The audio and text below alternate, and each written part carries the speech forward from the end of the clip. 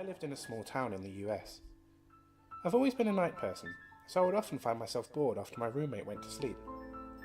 To pass the time, I used to go for long walks and spend the time thinking. I spent 4 years like that, walking alone at night, and never once had I felt a reason to be afraid. I always used to joke with my roommate that even the drug dealers in this town were polite. But all of that changed in just a few minutes of one evening. It was a Wednesday, somewhere between 1 and 2 in the morning, and I was walking near a police-patrolled park, quite a ways from where I lived. It was a quiet night, even for a weeknight, with very little traffic and almost no one on foot. The park, as it was most nights, was completely empty. I turned down a short side street in order to loop back to my apartment when I first noticed him. At the far end of the street, on my side, was the silhouette of a man dancing. It was a strange dance, similar to a waltz, but as he finished each third step, he would take a strange forward stride. I guess you could say he was almost dance walking, and he was heading straight for me. Deciding that he was probably drunk, I stepped as close as I could to the road, to give him the majority of the sidewalk to pass me by. The closer he got, the more I realised how gracefully he was moving. He was very tall and thin, and wearing an old suit, and as he danced closer still, I could make out his face. His eyes were open wide and wild, head tilted back slightly, looking off to the sky. His mouth was formed in a painfully wide cartoon of a smile.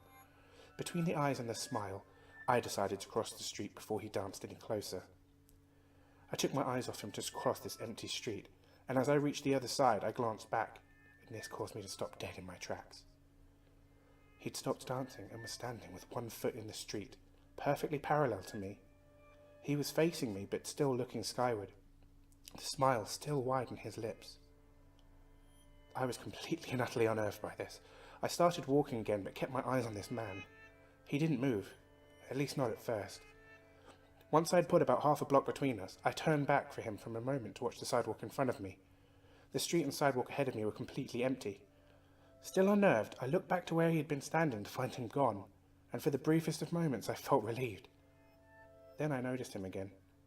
He had crossed the street and was now slightly crouched down. I couldn't tell for sure due to the distance and the shadows, but I was certain he was facing me. I'd looked away from him for no more than 10 seconds, so it was clear that he had moved extremely fast. I was so shocked that I stood there for some time staring at him, and then he started moving towards me again. He took giant, exaggerated, tiptoed steps, almost as if he was a cartoon character sneaking up on someone, except he was moving incredibly quickly.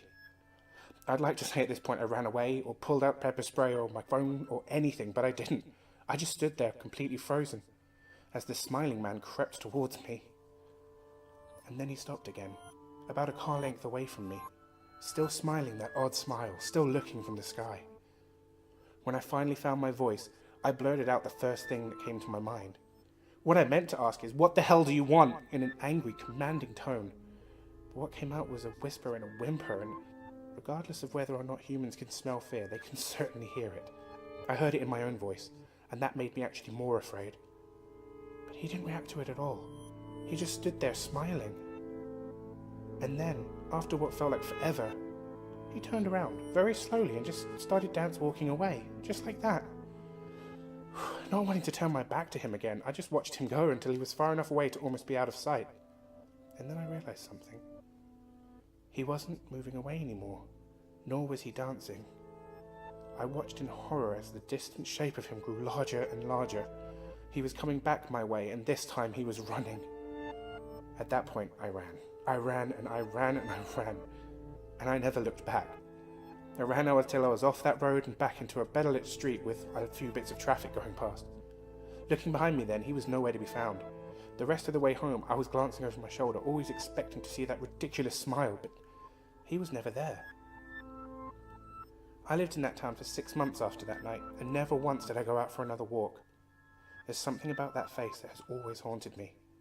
He didn't look drunk, he didn't look stoned, he looked completely and utterly insane. And that is the most terrifying thing I have ever seen.